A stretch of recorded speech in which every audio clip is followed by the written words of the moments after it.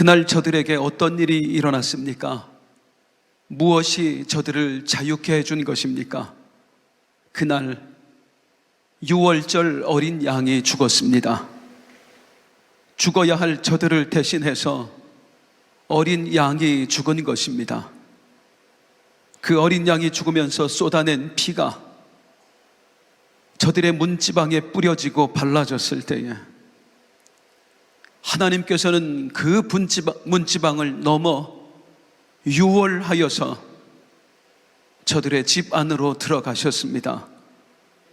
그리고 하나님이 함께 계신 저들의 집을 죽음의 영이 감히 침범치 못하고 그 집을 넘어 유월하여 그냥 지나갔습니다. 이것은 장차 있게 될 일에 대한 그림자였습니다.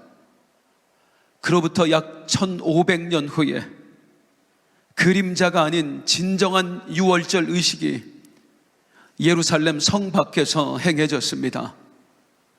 골고다라고 불리는 한 언덕 위에 반역자나 또는 흉악범들을 처형하던 십자가 형틀이 높이 세워졌고, 죄 없으신 하나님의 어린 양, 하나님의 아들이신 우리 예수님께서 우리의 죄를 대신 지시고 그 십자가에 달려 이루 말할 수 없는 모진 고통을 다 당하시고 물과 피를 쏟아낸 채로 죽으셨습니다.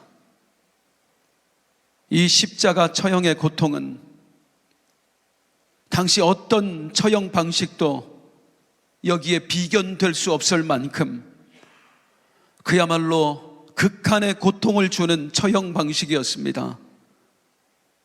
사전에 온 몸을 짐승뼈와 쇠조각이 달린 가죽 채찍으로 마구 때려서 그 살과 속 근육은 물론이요 뼈까지 다 망가뜨린 후에 양 손과 발목에 한 뼘이나 되는 대못을 박은 채로 장대에 높이 매달아 중동의 그 뜨거운 뙤약볕 아래에서 극한의 고통을 겪으며 아주 서서히 죽어가게 만드는 인류사에 다시 없을 극한의 반인류적인 처형 방식이었습니다.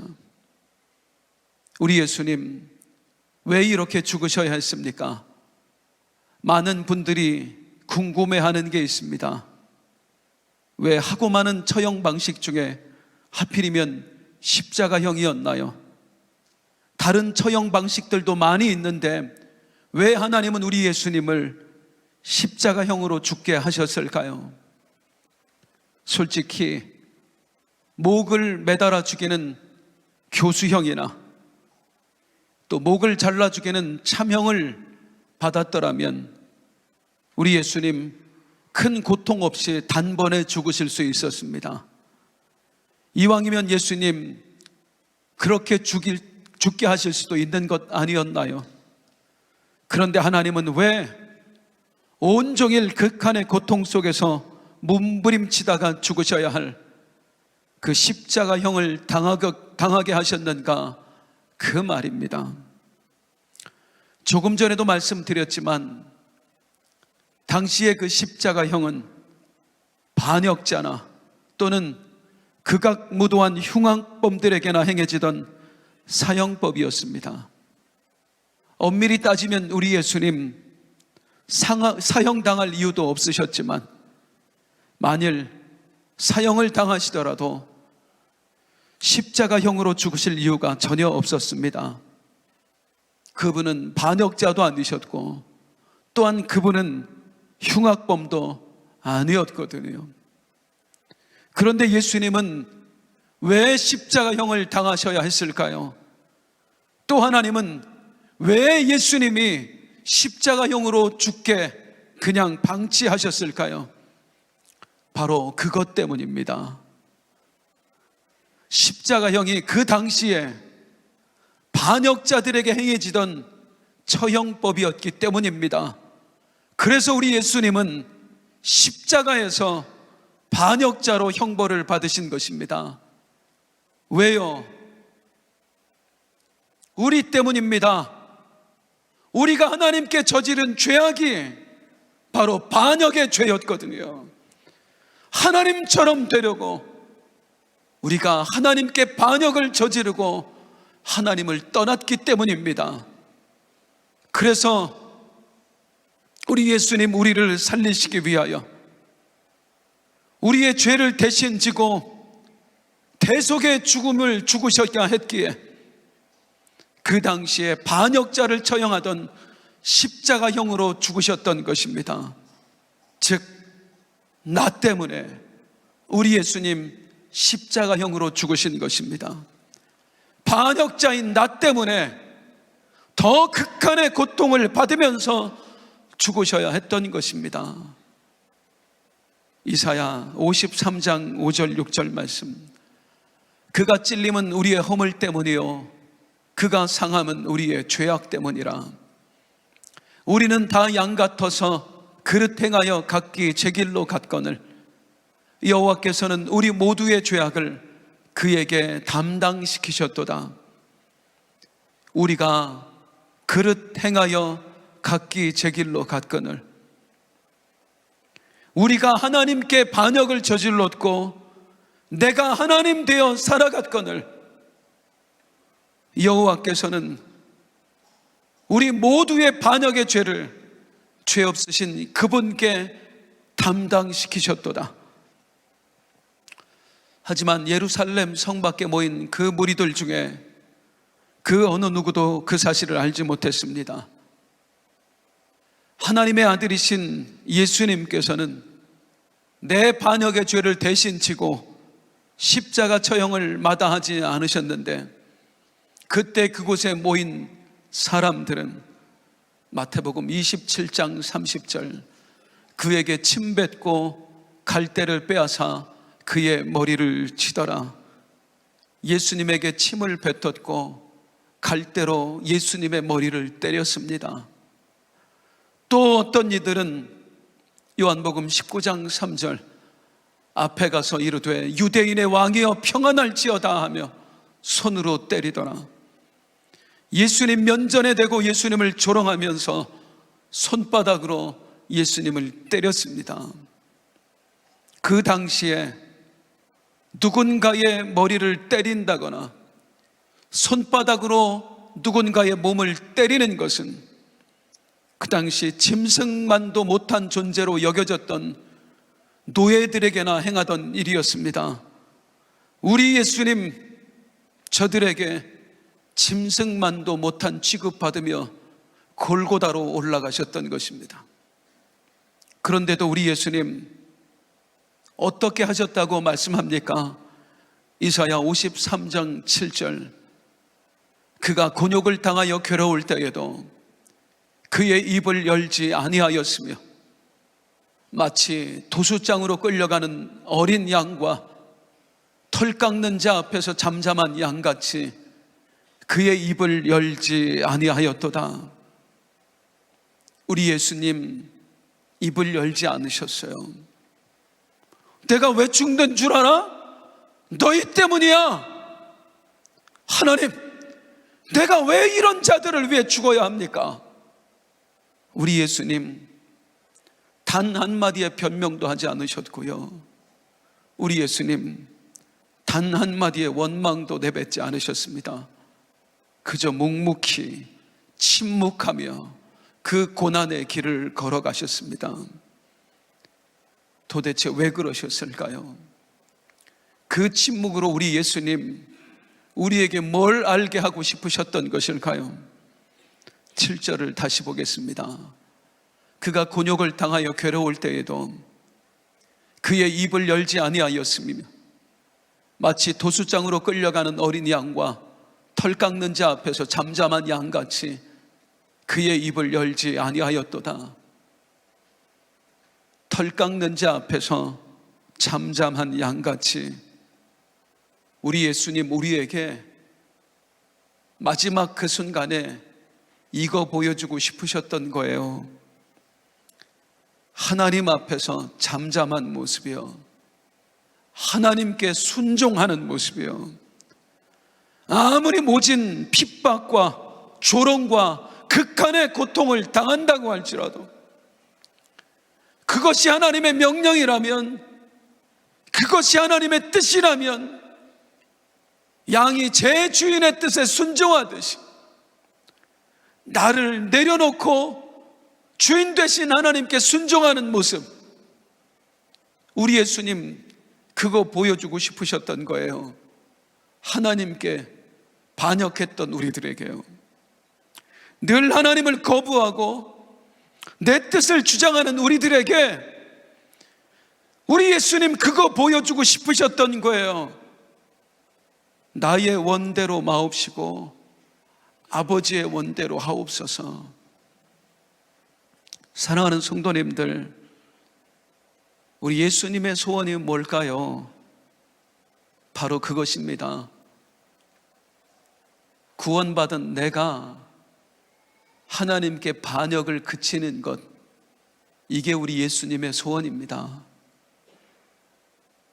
우리 예수님의 소원은요, 우리 하나님을 믿는다고 하면서도, 하나님을 왕으로 섬긴다고 하면서도, 하나님, 내가 왜 그래야 해요? 하나님, 내가 왜 참아야 합니까? 하나님, 내가 왜 이렇게 살아야 되는데요? 내가 왜 이 고통을 겪어야 되는 건데요? 이렇게 하나님이 나에게 허락하신 고난의 잔을, 하나님이 나에게 허락하신 용서의 잔을 끝까지 마시지 않고 끝까지 내 뜻을 굽히지 않는 우리들이, 우리 예수님은 그런 우리가 하나님 앞에서 정말로 나를 부인하고 정말로 나의 주인됨을 부인하고 이제는 정말 하나님의 종으로 살아가는 것, 하나님께 행했던 반역을 그치는 것, 그게 나 대신 반역자의 모습으로 십자가의 극한의 고통을 마다하지 않았던 우리 예수님의 소원인 것입니다. 사랑하는 성도님들, 하나님을 향한 반역을 그치는 삶, 하나님의 종으로 살아가는 삶, 무엇으로부터 시작될까요? 그의 입을 열지 아니하였도다. 그의 입을 열지 아니하였도다. 여기서 시작되는 거예요. 하나님이 나에게 행하신 일에 의문을 갖지 않는 것, 아무리 이해가 되지 않더라도 나는 종이다, 그분의 종이다, 이렇게 믿고 내 생각과 나의 원함을 다 내려놓은 채로 주여 뜻대로 하시옵소서, 이렇게 왕 되신 하나님이 행하신 일을 적극적으로 수용하는 것, 그게 십자가의 은혜를 입은 우리가 이제 더 이상 반역자가 아닌 하나님의 백성으로 살아가는 방식입니다. 나에게 행하신 일을 얼마나 수용하고 계신가요?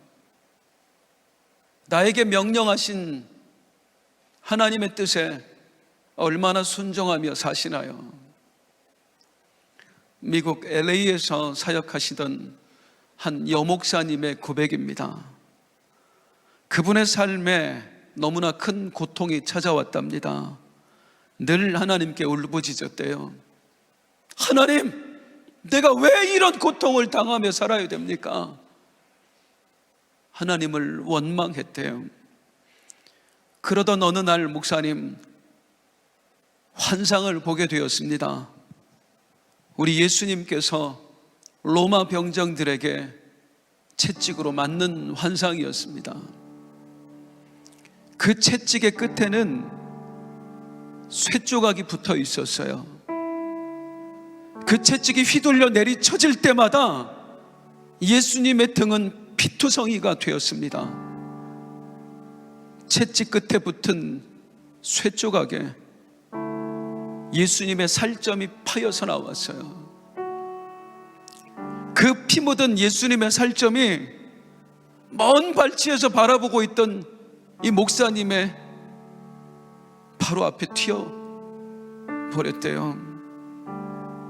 목사님이 그 살점을 보는데 이 예수님의 살점이, 예수님의 몸에서 뜯겨나온 그 살점이 마치 죽은 살코기와 같아 보였대요.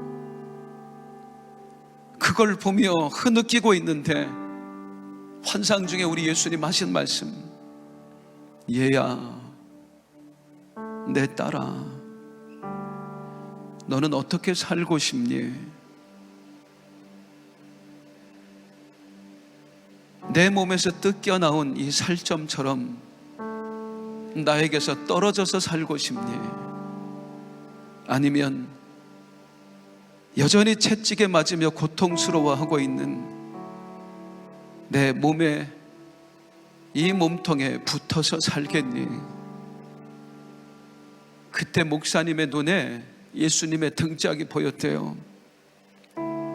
채찍에 맞아서 마치 잘근 다져진 햄버거용 고기처럼 그렇게 되어 있더래요. 그 상처 부위로 채찍이 내려쳐질 때마다 여전히 살점이 튀어나가고 예수님은 극한의 고통에 몸부림치고 계셨대요. 그런데 바라보니까 예수님에게서 뜯겨나온 살점은 아무런 고통을 안 당하고 있는 거예요. 그 살점처럼 내가 살면 더 이상 내 인생에 고통이 없을 거라는 생각이 들었어요. 반면에 아직 예수님의 몸통에 붙어있는 살들은 예수님이 당하시는 고통을 고스란히 함께 다 당하고 있더래요. 이 환상 가운데에 그동안 모진 시련을 당하고 있던 목사님, 드디어 깨달음을 얻고 주님께 고백합니다. 주여, 내 아버지여, 내 평생 당신께 붙은 자로 살아가겠습니다. 나는 결코 주님께서 떨어져 나온 저 살점처럼 주님과 상관없는 삶을 살지 않겠습니다. 내가 어떤 고통을 당할지라도 그것이 주님과 함께 당할 수 있는 고통이라면 나는 주님의 몸에 붙어있는 그 살점이 되기를 원합니다. 사랑하는 성도님들, 어떤 살점이 되기를 원하십니까? 십자가의 예수님께서 이 시간 우리 모두를 초청하십니다. 사랑하는 내 아들, 내 딸아, 내 손을 잡고 나와 함께 이제 더 이상 반역자가 아니라 하나님의 종으로 살아보지 않겠니?